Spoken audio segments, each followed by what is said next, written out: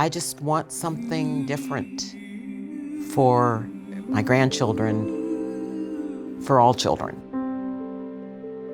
I had a love for teaching and a love for children, and doing some volunteering in schools realized that that was a lot more fun than my day job. And so I decided to retire, and I planned on volunteering in our local schools and then just enjoying the incredible blessing it is to be able to retire early. When I was working with a small group of students and we were talking about a story that we had read, and the story involved some religious themes, and I realized those kids had no understanding of Christianity. And that's when it hit me that the world had changed, that it wasn't the world that I had grown up in. But I got into the schools, and I don't know, maybe it's my lawyer brain that's kind of driven, but I looked around and I thought, you know, I think I'd like to try my hand at starting a school myself. Children want to learn, and they can learn.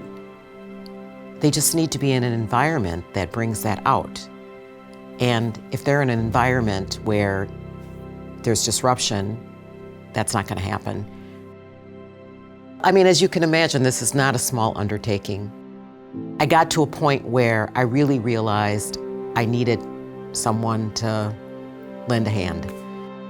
I had a conversation with the pastor at my church, and he said, "You need to talk with Ben Griffin. He's got this organization called Link." So initially I was thinking, I'm going to start a school. Instead of planting churches, plant schools. So then the idea became, let's start a small school, let's get that process ironed out, and then let's repeat it at different locations around the Twin Cities. So basically building a network of schools. What I'd like to be is that private school that has this really high quality curriculum, Christ-centered and affordable.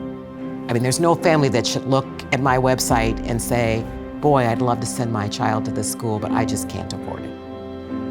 Teacher heart was always there, but I don't have any formal training in education. So for a long time, I thought, who are you to even be thinking about doing this? Until I just reached a point where I realized you'll figure it out. You'll find the people to come alongside you who can fill in the gaps that you don't have. But the scary part of it is messing up, failing. And that's where I just have to remember to be humble and accept that this is what God has asked me to do. He asked something of all of us, and you have to trust that He wouldn't be nudging you if He wasn't going to help you.